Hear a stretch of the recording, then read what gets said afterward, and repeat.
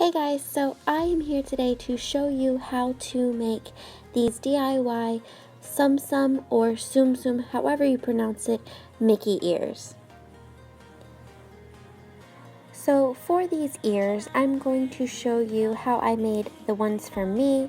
These are the ones I made using the baby pattern from Auntie Tay or AuntieTay.com. And she has two templates on there. I have the adult and the baby, which technically the baby I used for my toddlers. You will need some headbands of your choice. You will need fabric and foam. And you will need your scissors, glue stick or hot glue gun, a sewing machine or needle and thread, and you will also need your iron-on transfers, and I use these from Joann Fabrics, which are the dark transfer. And then you will need some embellishments, and I'm just going to use this yarn.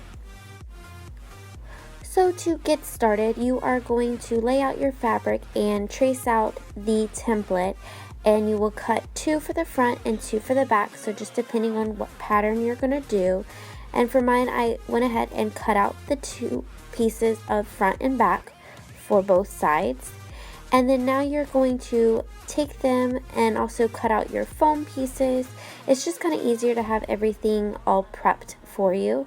So I'm going to place those aside and take my fabric pieces, and just like Auntie Tay says, I'm just going to follow her pattern and how she does it, and I'm going to place right sides together and take her sewing pattern, and instead of tracing mine out, I just always pin my sewing pattern on top of the fabric and take it to my sewing machine and trace around the edge.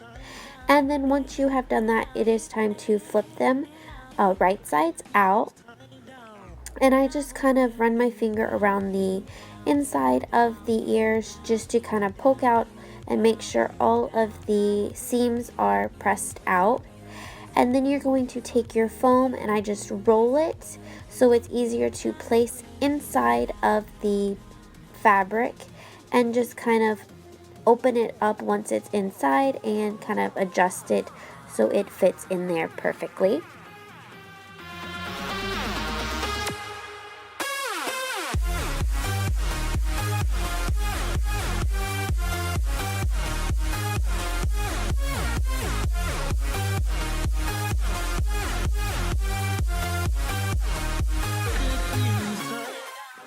So now that you have done that to both sides of your ears, you are going to use your iron-on transfer.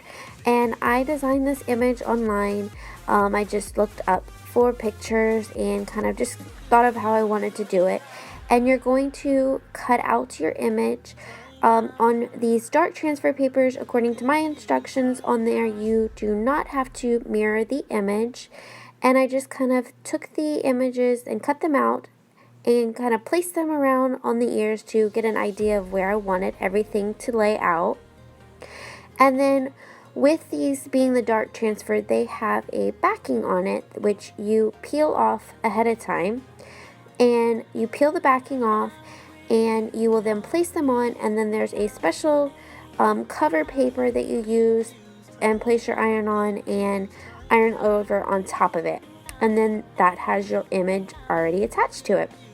So now what you will do is, your options are, you can do what I did for the girls, and I wrapped the ribbon around the headband so it would be a yellow headband, but for mine I'm just going to use this gold glitter headband that I had on hand, just mainly because I was tired of wrapping the headbands around, but that is an option. And so you are going to take and glue the bottoms of the ears shut, and then you will line them up and find out where you want to place them on your headband. So now it's time to make the bow, and I decided to do a 2-tone bow, and this is a no-sew bow. And as you can see here, I'm just kind of attaching the 2 pieces together as acting as they were one, and I'm going to use the glue to kind of hem the edges so it kind of will prevent any fraying, and then we will fold it up into our bow shape.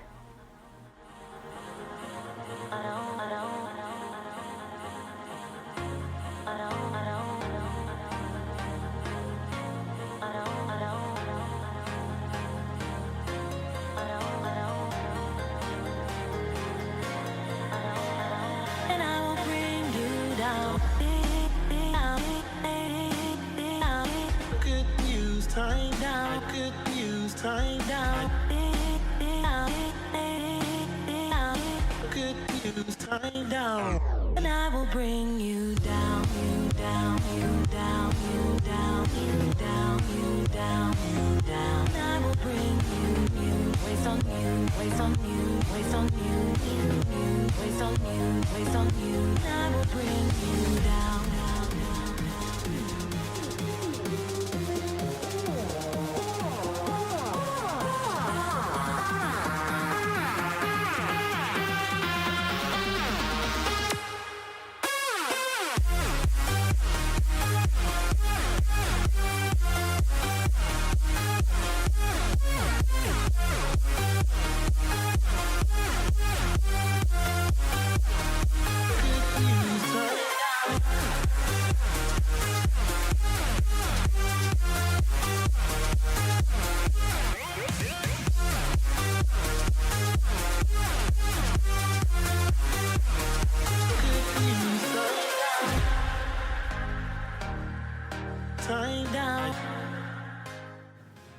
Once your bow is all made, you will use glue to attach it to the headband and secure it in place. I used just a little bit of glue just to fit it in the spot, and then I went back in and used more glue to make sure it was securely placed on the headband. And then obviously you're gonna then fluff up your bow and kind of adjust it to your liking and use a little bit of glue here and there to hold it in place. And the next is your embellishment time, and I also liked using this yarn to kind of cover up any glue mishaps or just kind of to finish off the headband itself. So I just started from the back part of the headband and hot glued it all the way around and wrapped it around the front as well.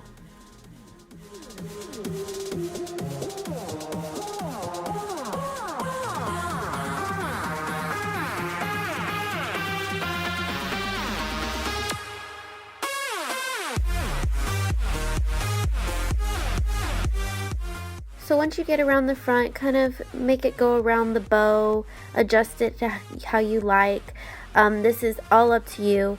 I decided I wanted to kind of make the hair a little longer, so I took a piece of the yarn and tied it off, and then used it as kind of like it was the elastic for the end of the braid, and then I fluffed up the hair that was at the bottom to make it look more realistic.